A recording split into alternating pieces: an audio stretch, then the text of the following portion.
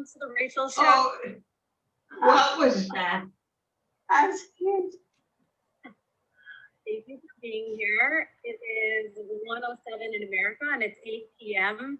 in the Holy Land of Israel, right? I didn't hear that. I heard the Holy Land of Israel, but I didn't hear anything before that. It's one. That's not a picture of me currently. It's 8. That's an old picture. Yes, and today we're going to be talking about your family in Russia and Yes. their story. So let's talk I actually went online. about their names. I saw a map of Russia No, at the time. I knew my Yes, You know, that my father lived there. And I found Hutchcotch. Wow. That was the city, you know, the village he was raised in.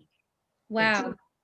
And a few station stops from Lubavitch. And I saw all of this on the map. Oh wow. Okay, we're gonna keep playing, and we're gonna hear that very soon because you're gonna mention it in the video. So I'm gonna keep playing the video. Okay. name was, I think I know, because my brother was named after my father's father, and my brother was Yisrael Chaim. So I know that my father's father, Yisrael Chaim Dropkin. I know that name. Yeah. And his wife was Hannah Razel.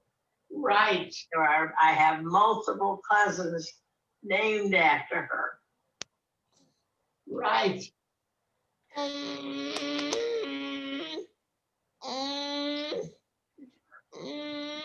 story that I heard began in his shtetl. I'm not sure whether it was Kochana or Hachkovich Well, now I know it's Kochana. or River. I saw it on the map. It's true. Kochana. And 2 station stops from Lubavitch. Right. It was the enclave of the Lubavitch Rebbe. And my grandfather was a follower of him, Your great grandfather. his Rebbe. Okay, so, but I also know that somewhere in my father's background, he's related to the Polyakovs, and they are written up in history because Right. they were the fanatic Right. years of the Trans-Siberian Railroad. Right. They thought the Tsar didn't have any money, but they were big bankers and they had cash. And you know, in order to build a railroad, you have to hire people, you have to pay them. And that's, so the Polyakovs were the builders of the Trans-Siberian Railroad, which is Right. a very important event in Right. Russian history. What do I, so anyhow, Yisrael Chaim, Grandma, would you like to add something? No, it's just that that's not the map I pulled up. It was a Oh. much bigger map, larger map, and more detailed. Right. Okay, send us that and I'll add it to the video. lived in, And I saw it, I don't have it, it's on the TV. Oh, okay. We'll figure it out. Okay, one was the Gubernia, which is, I guess, a county or of some kind. That's the word for the Gubernia. You know, Russia was divided up into sections. Gubernia was a government. Cossacks or Mongols came through the village on a rampage. They forced the You ask Priyahu to take off that background. Can you start again from the pogrom? Can we backtrack a little bit? The start of the Cossacks. all right, you want me to go back in the story? Yeah. All right. All right, so the story is The family lives in this shtetl. They call it a shtetl. The shtetl was Kafana. The Upper River, and it was two railroad station stops away from the shtetl my grandparents and family lived in. My father and his siblings. The Russians at that time had a system whereby they forced all teenage boys to enter the army. My grandparents didn't want that for their sons, because you don't keep kosher, you don't keep Shabbos. And other Jews gave their kids poisons, they had fits that resulted in fits and terrible. My grandparents said absolutely no, they wouldn't do that. But so their children had it. This is my great grandparents' decision. They decided their children, their sons would go into the army of the Tsar.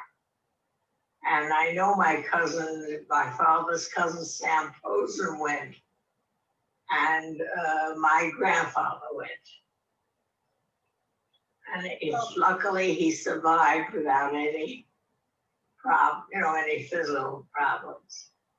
But that was the system there, right? So, but that was unusual. So he could speak Russian, which was also very unusual and special, because that means you could conduct business with the Russian population. I just want to stop for a second and mention just an anecdote.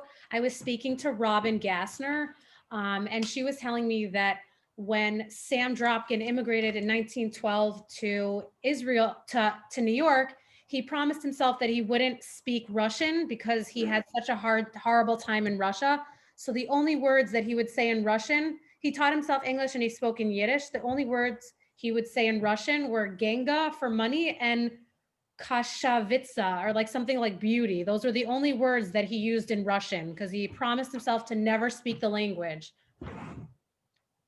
Did you know that, Grandma? Never heard that story. Yeah. Okay. I'm going to keep playing, but that's what Robin said. Very good. I'm glad to have another story. He only spoke Yiddish, and the only schools they were allowed to go to were the haters. They were not allowed in the school system, the Russian school system. So anyhow, we go back now to the shtetl and the rampage that the Cossacks engaged in. There's a movie, Fiddler on the Roof, and they have a scene, you remember, with a wedding and the Russians coming on the horses.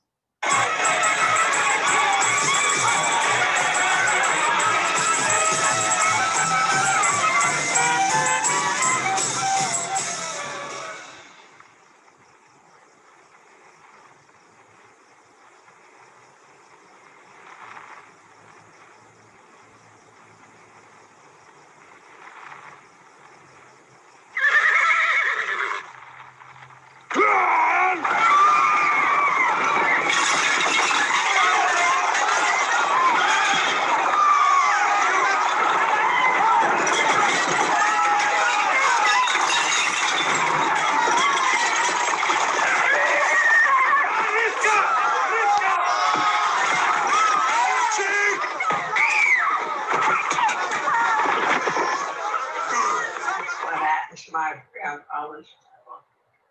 They came in and destroyed the shtetl.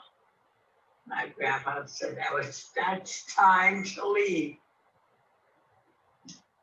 That scene, Married at the time? Yes, Grandma? that scene is an exact replica of the story my father told me about horses and that they came in and on a rampage and they hit my grandfather over the head with the butt of a rifle and he went blind. So it's a very authentic scene according to the story that my father told me. So here I see the manifest. Okay, they sailed from Antwerp. Wow. Israel, Like what, Hana, yeah. I'm looking at the names. Shmario, Maria, Zalman, Peshka, something. Paul, I had a cousin Pauline, and Michal would be Michal. Michal. Karen. what did he do for a living at the time? Was he married? Did he have children? What? At that time, I had, I think, 2 or 3 children who were married. They did. They had, The Dropkin family came in shifts. First, the 2 older married children who Yeah. went. Grandma, I'm going to interrupt you because you're going to say everything in the interview. Oh, okay. them to the States to making Aliyah. We want to say that. So I think it was my Aunt Minnie went, and was it my Aunt Mary? Were already in the United States when this happened. So it was not difficult for them to just pack up and leave. They had nothing to leave behind. It was all destroyed by the Cossacks. So that's when they left. If you look in the Russian history books, you'll get the time period. This is the naturalization I document. don't know when it was exactly the year. See, my mother's father had the manifest. So I know exactly what year That's my grandfather, Marcus. my father. Max. Marcus. I thought it was Max. Max. It was Max. But in Polish, it was Marcus. In Mm, German, it was Max. In Yiddish, it was Mordechai. You know, they went by several names. right. Huh. And we left no record. So anyhow, that's how the Dropkins made all the way up to the States, United States. The It was, Hobbit.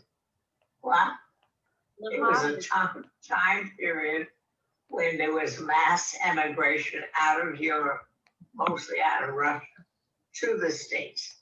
There are 2 books written on the subject. Okay, so I'm going to fast forward this to the part where Grandma talks about the Lubavitcher Rebbe and coming to America. Coming through the village and killing and, injuring all the residents. It was a mass thing.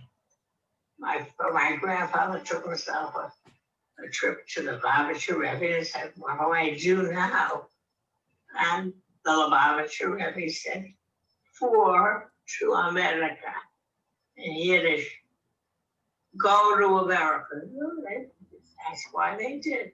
The Rebbe said, you did. What was his profession in Russia?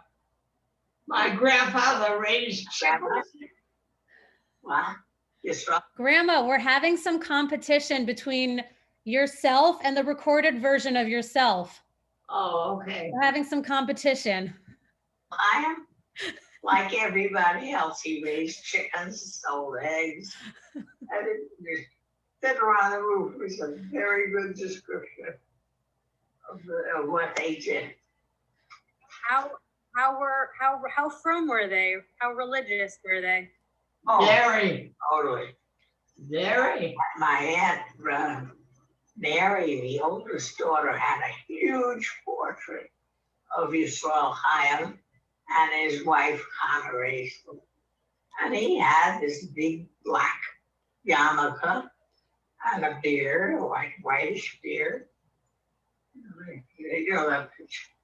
Norman Rockwell has drawn a picture of Iowa, the peasants in Iowa was for the New Yorker, I think it was. That was the pose. When a couple came to a photographer to take a picture, that's what they how we arranged them. Like So anyhow, to American, go back, Everybody in the Stepples was from. before that, What, Grandma? Everybody in the Steppel was from. Oh, yeah. Yeah. before that raid by the Cossacks,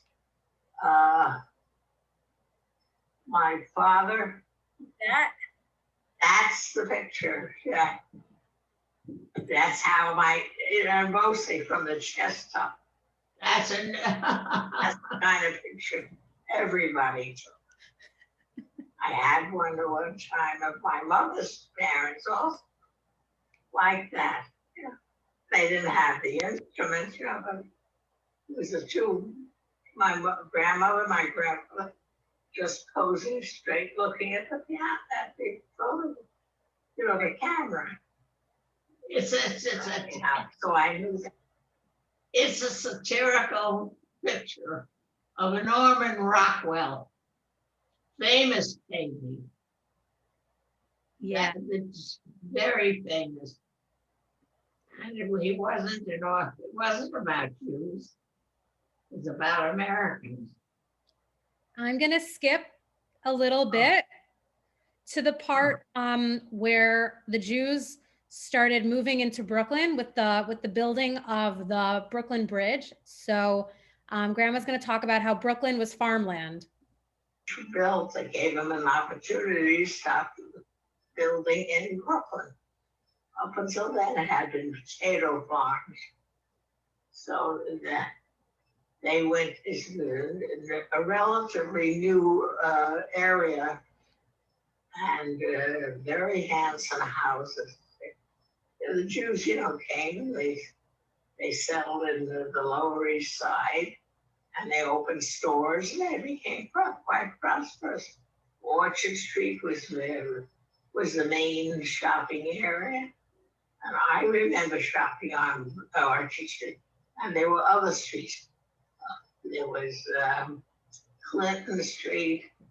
There was a few others. I don't remember the other Clinton. Anyway, they opened up all kinds of stores, dress shops, furniture shops, food shops, meat stores. So, and they became prosperous. And they didn't want to live in the tenement buildings on the Lower East Side. There's a movie, Crossing Delancey, that shows you the neighborhood perfectly. It's a cute, very cute story. Let me see if I can get it on TV. Anyhow, they expanded to Brooklyn. Lubavitcher Rebbe thought and his supporters thought that would be the Crown Heights, the area that was built, newly built. That would be the place for the Rebbe to establish himself. And they were building mansions. And this particular mansion that the real estate agent took my father to had been the home of a doctor who did abortions. In those days, abortions were illegal. So they got paid handsomely and he made a great deal of money. And so he could afford this great big mansion with a clinic behind it. The clinic is where he did his abortions. So by then, that's where the real estate agent took my father.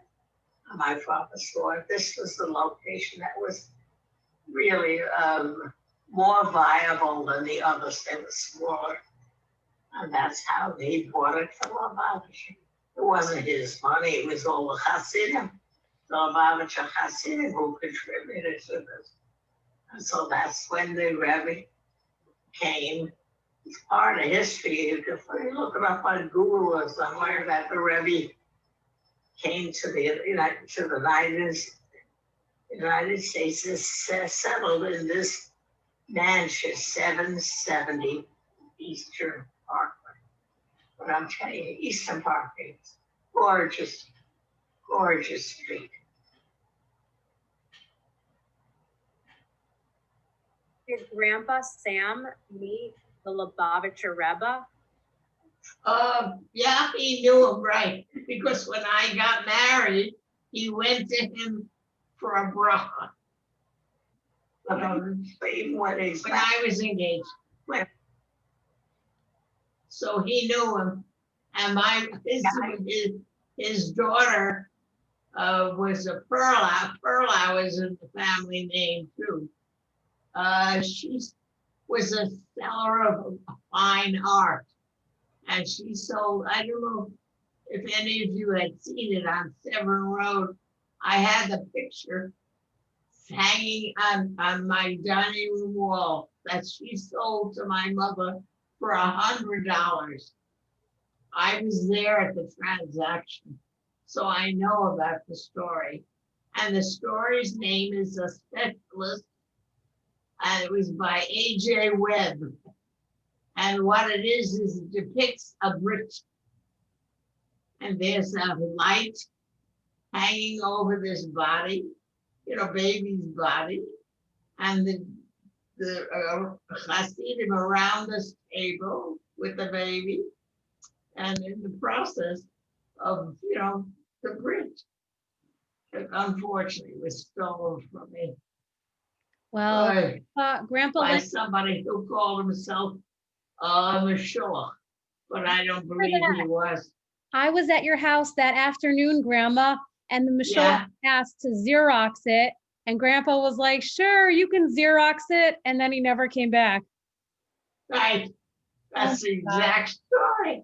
Grandpa was such a good neshama. He just believed that the person was like a good person and would just bring it back.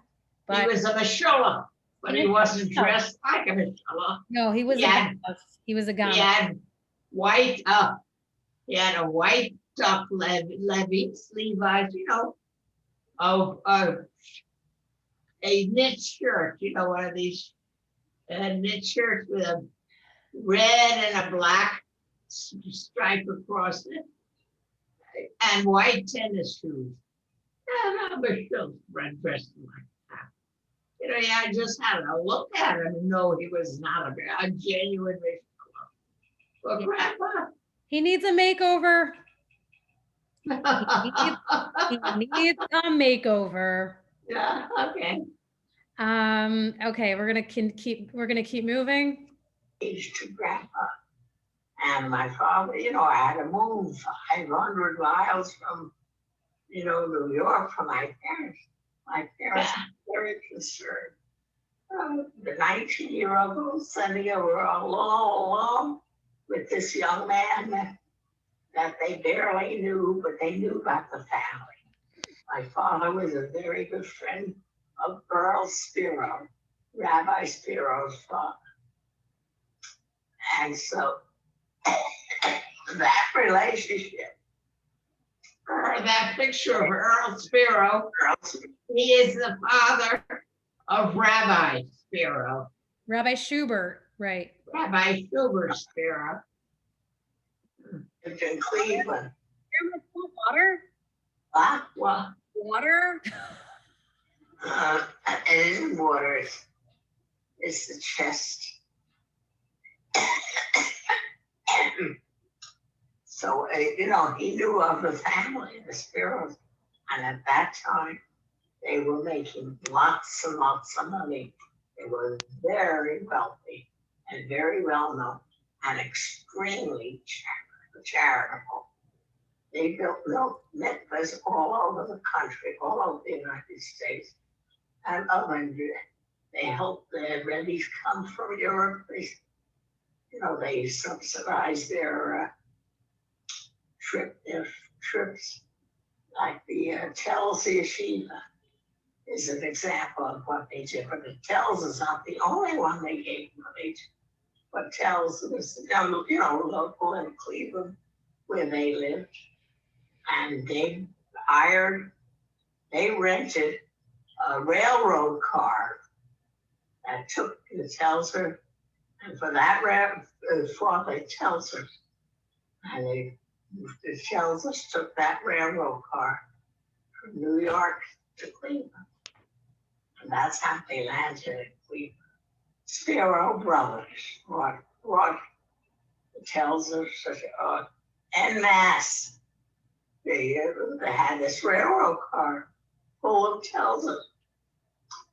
Robertson Osborne once told me the story of that trip.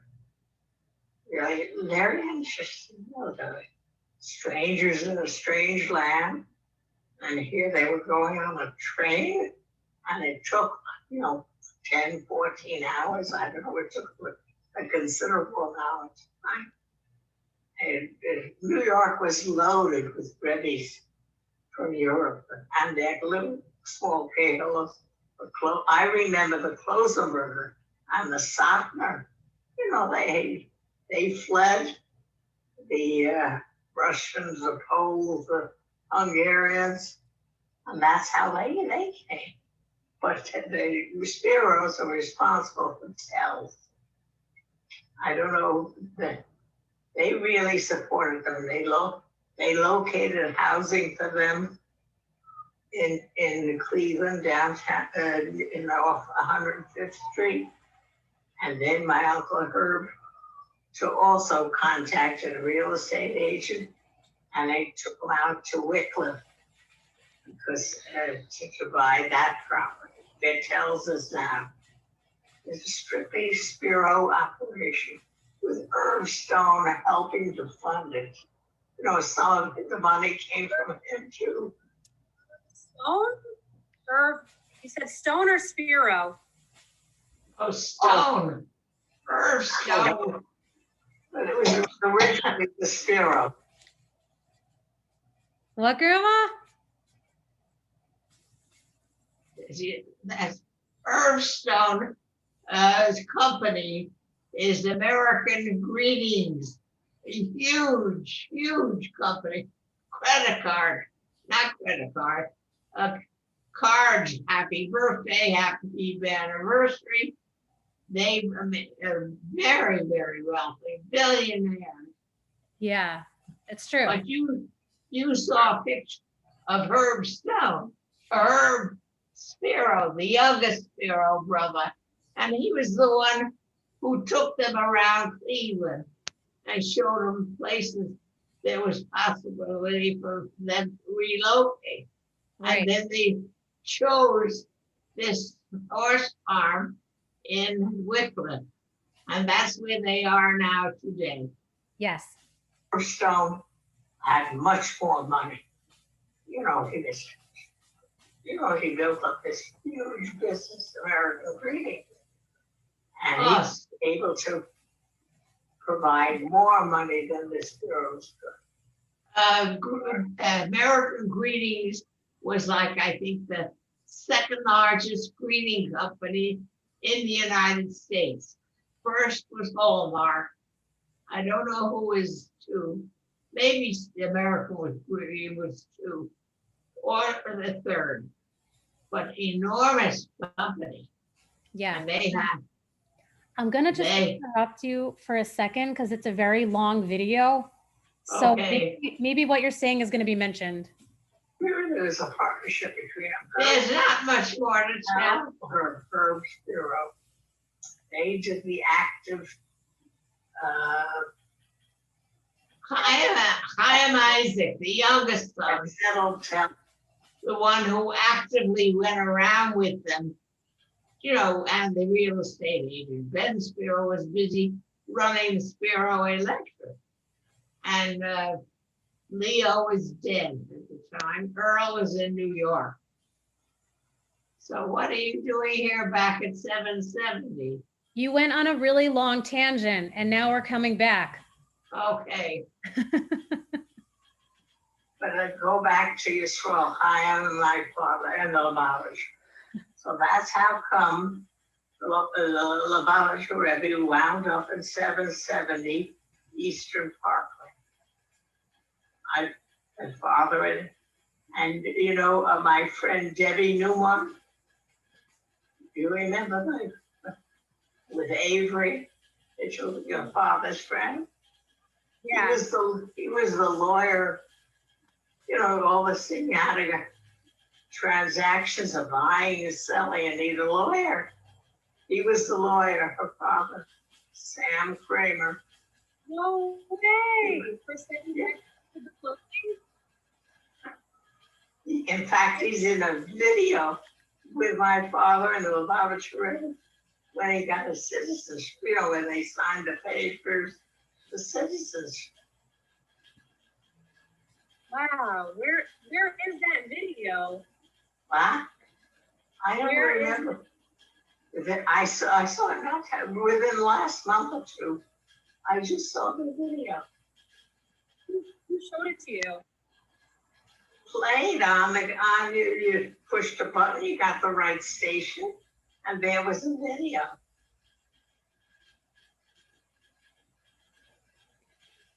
That's my father.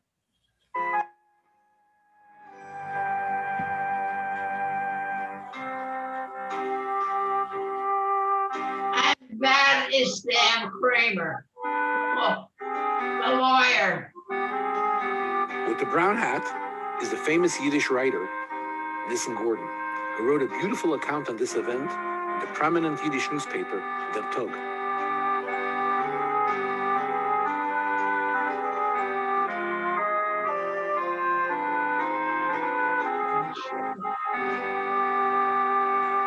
The Rebbe treated this as a very special event. He's wearing his shtreimel, which is reserved only for special occasions.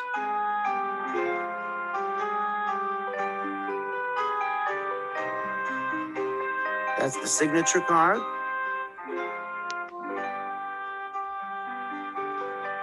The Rebbe is getting ready to take the oath of citizenship, and the Rebbe explains it to his father-in-law.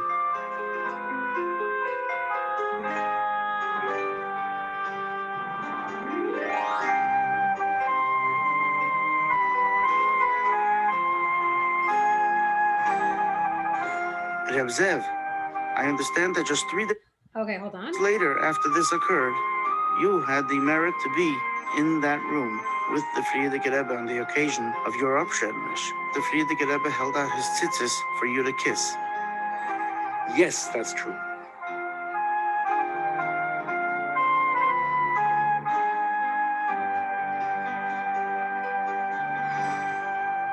Okay, just for reference, the person right behind the Frierdiker Rebbe with the flower tie is Sam Dropkin. So when the camera pans up, you'll be able to see him better. So it's like you have to like see it. Okay, on the right hand side of the screen is Grandpa Sam. No, this is, no, Sam Kramer. No, your father's on the right hand side of the screen. No, with the beard? No, the right hand side, the far right. For me, it's left. That is Sam Kramer. That's your father doesn't have the flower tie. I don't know. Show the picture. You see my father in there's a picture of my dad Reb Zev, standing alone. And also, after the event, they went my father's car, Yes. and that's how they were transported back and forth. Okay. His black Oldsmobile. in that room with the Frierdiker Rebbe on the occasion of your Abschednish. The Frierdiker Rebbe held out his tzitzis for you to kiss. Yes, that's true. This is my father here. What's the color of his tie? It's blue and white or light blue. It's like a flowery tie with a white pocket square. Yeah. Yeah. Right.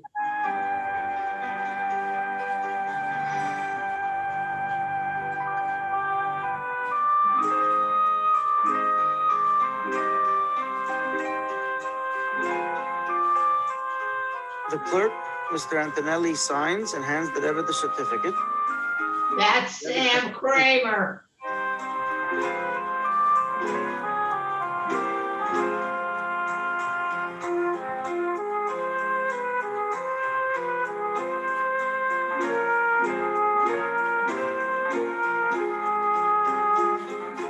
Rebbe says, Abraham, our patriarch, left Aram, which was a self-indulgent land. When he arrived in a place focused on compassion, producing and sharing, he said, this is where I'd like to settle. Similarly, I found this country a place of compassion, accommodation, and freedom. As an American citizen now, I'd like to thank the United States government, headed by the president, for its kindness and efforts in saving me from Hitler's hands. That's Sam Kramer. Sam The man- Kramer.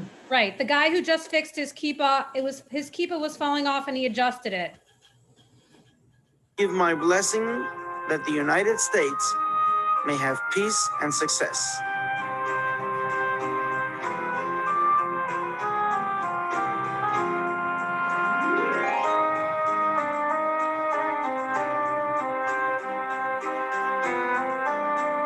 That's him.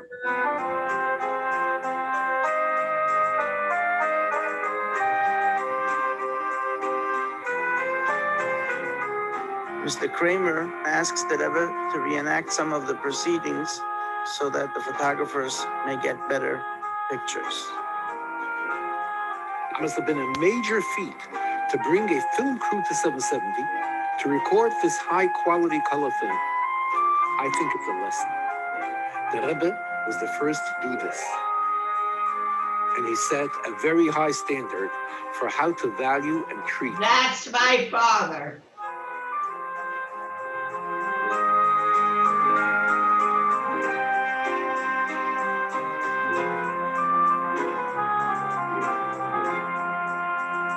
That's my father's Oldsmobile, black Oldsmobile.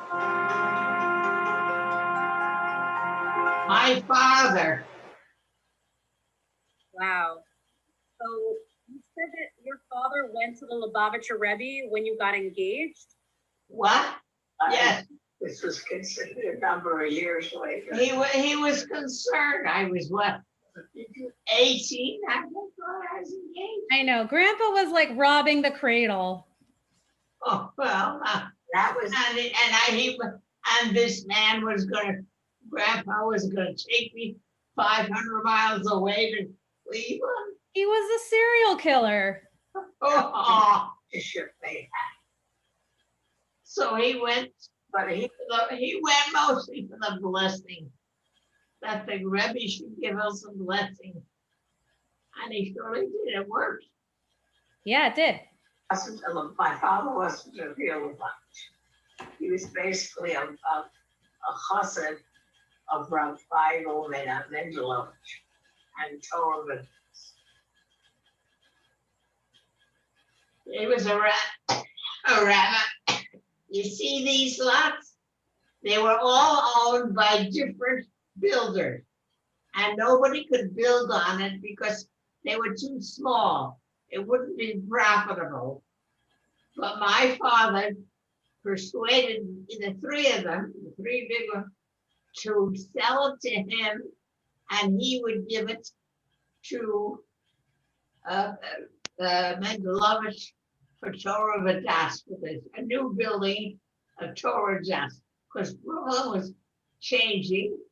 And there were a lot of black immigrants coming in, and Forest Hills was a new area, and he felt there was a better future out there. So they sold it to my father. He gave it, he sold it to the Rebbe, Mendelovich, and they built a new Torah Vadas in Forest Hills at the edge of Rego Park. So Thank your you. so you see on the bottom, it says Samuel Dropkin. It says what? My father's name, Samuel Dropkin. Oh, thank you. Hi, Uncle Evan. Welcome. Hi, everybody. How are you doing? You steig well? Very good. Baruch Hashem. Okay, Uncle Evan, I hate to do this to you, but I'm gonna mute you unless you raise your hand. Okay, mute Okay, me. sorry, but you're coming up at 49 seconds. You actually call grandma in the video and she has a cute comment about you. So don't fall asleep at 49 seconds. Okay. Stay awake. Okay. That's where he spent most of his time and raised most of his money for that institution. He was very largely responsible for the expansion of Toll-Gas. My father went out with, also again, with real estate agents looking for a summer camp for the boys, or in Williamsburg, they were expanding. They needed a building for the coal oil. They needed a building. They bought an orphanage, an empty orphanage for the out-of-town boys who came to study it at Toll-Gas. So this was actually an article that I found online. I was doing some Googling, and Sam Spiro and Earl Spiro. Let me just rewind that. Mr. Samuel, did you see the plaque? Yeah. Yes, my father's name was there. Most of his money. Okay, hold on. Let me fast forward because I think I messed up a little bit. Hold on. Let me backtrack. Okay, here. So this was the plaque.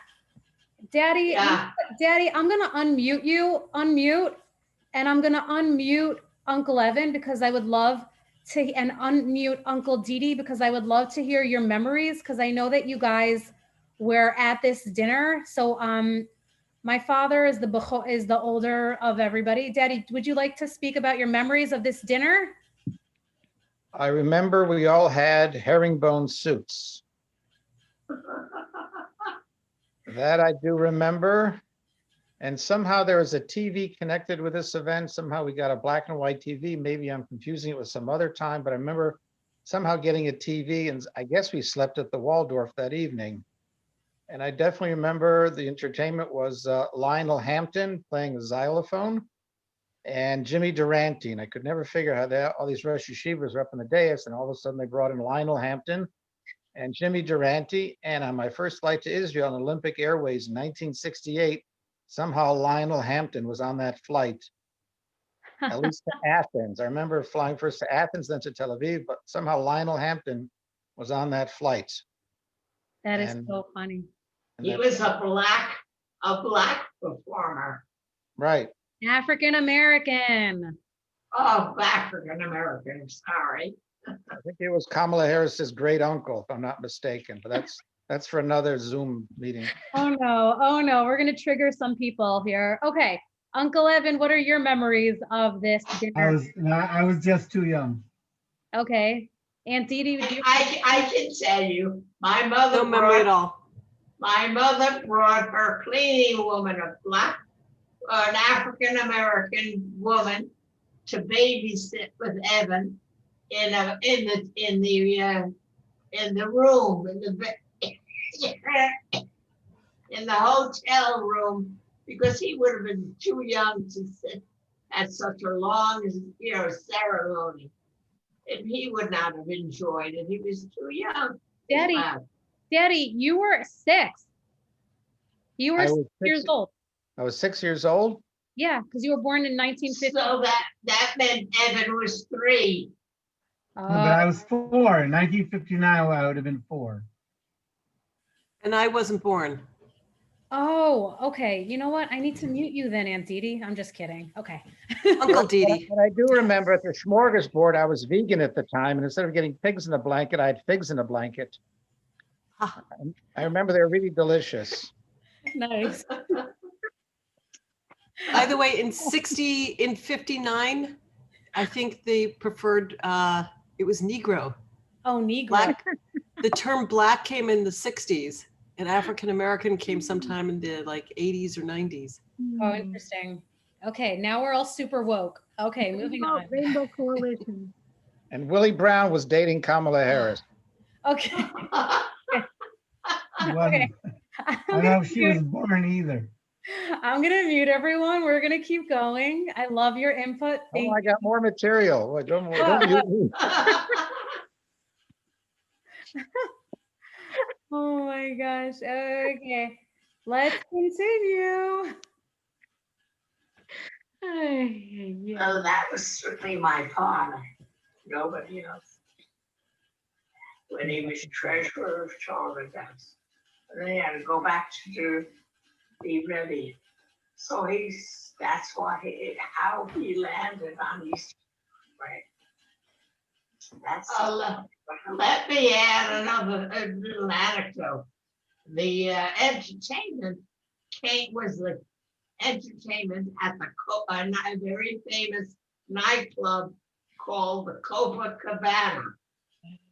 And the owner of the Copacabana was a Jewish man who was a friend of my father's friend.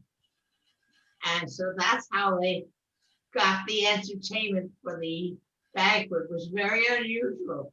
They didn't have entertainers at banquets. They had speakers. But my father was able to get, because I think it was Harry Hershkowitz. I think he was the accountant. He was at my wedding, so I remember him. Back to the bank, we got entertainment, yeah. So did they Okay, so the Rosh Hashivas will never admit this, but it was probably the best dinner they ever attended. That's was- just between me and you. I think they walked out. I think I heard the Rosh Hashivas walked out during the entertainment, right, Mommy?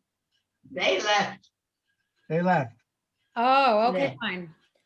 But Okay. I have to tell you, there were 1,400 people at that dinner. That was remarkable.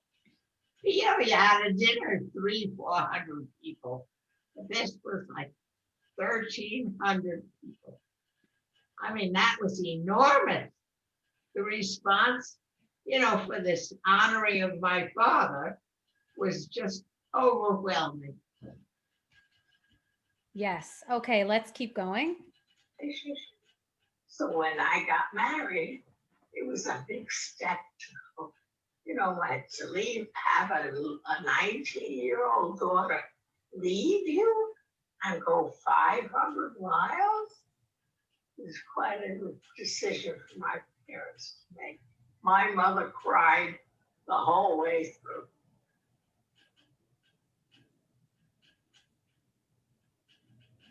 What did the Lubavitcher Rebbe have to say about you moving to Cleveland? Nothing. It didn't mean anything.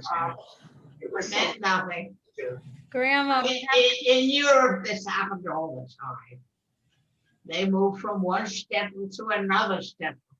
They moved to the United States.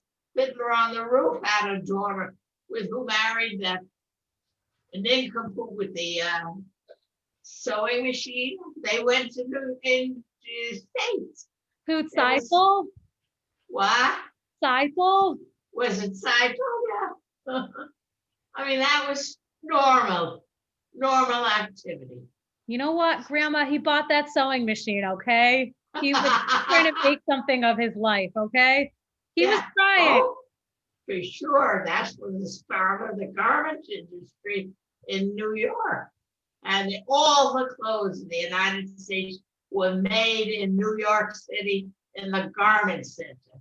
Later, they moved some of it to California, to LA.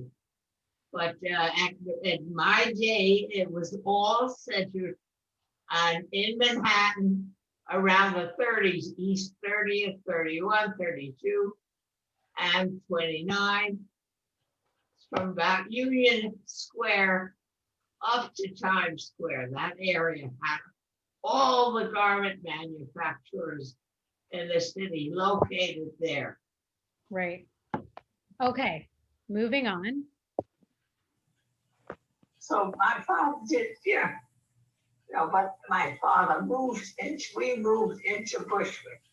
Originally the Dropkins, so go back to the Dropkins story. The Dropkins, when they came to my grandparents, when they came to the United States, what could my grandfather do? He had raised chickens in Russia. What else did he know what to do? He certainly wasn't educated. All right,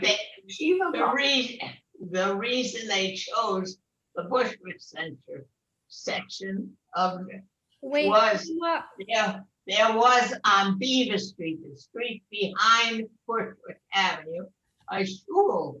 And my grandfather bought the shul, which means he probably paid off the Gamil sets of fund. What do you buy a shul with? And how much money did they have? But they ran, the Dropkins ran that shul. My grandfather was the Balcora, my Uncle Willie was a chazan.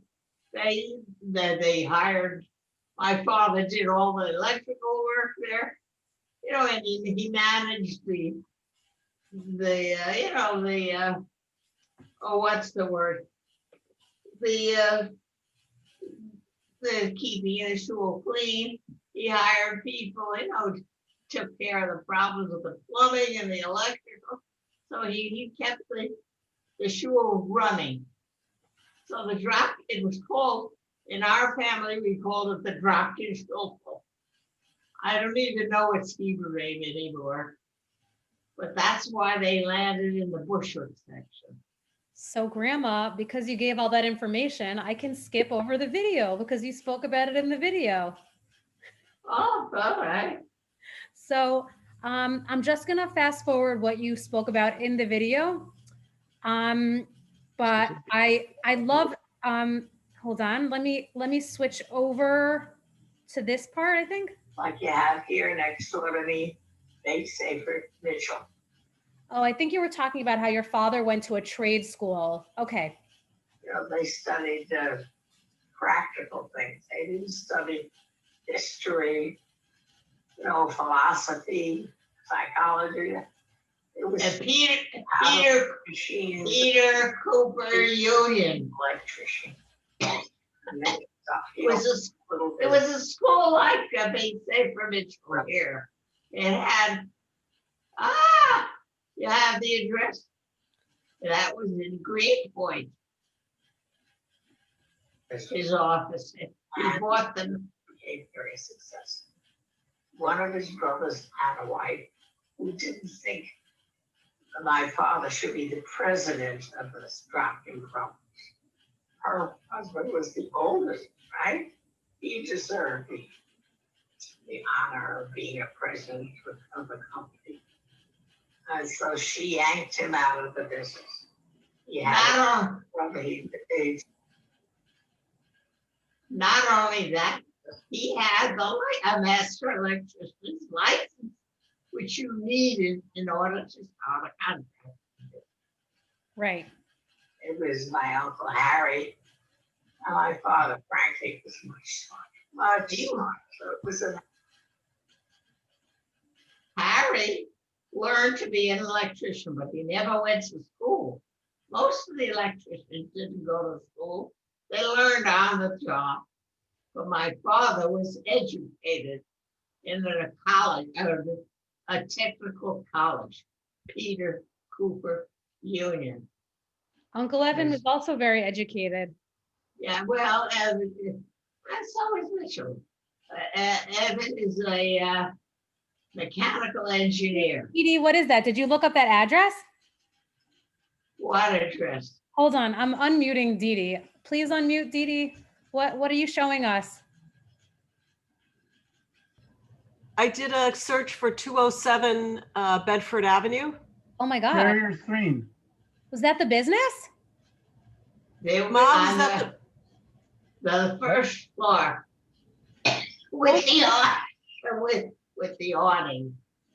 Is that a Yeah, bodega? That was where the first office. But then they moved. They bought another building in Williamsburg. That was in Greenpoint. And then, and right at the end of the Williamsburg Bridge, there's a plaza, and there was a houses. There was also restaurants. It was the entry into Havemeyer Street, which is a shopping street like Orchard. But my father he was expanding. The business was growing very well. So he bought this building and he moved out above that awning to the first floor. And he had a little elevator that took him, it was a seat, an electrified seat that took him up the stairs. Now then he had several artists. So he needed that to get to the office. The offices were on one floor. There was a big room that you walked into the door, through the door, into an open hall. On one side, there were rooms for the engineer and for Uncle Irving. On the other side, the left side, was a big room for the secretaries, the bookkeeper. And my father had another room on the side of that where he had his office. So that was the last office that I remember that he had. Okay, thank you, Grandma. I'm going to continue playing the video. Okay. For him to, run the business. Besides which, my grandfather, Max Glassberg, when my father got engaged to his daughter, he gave him what they call a nod.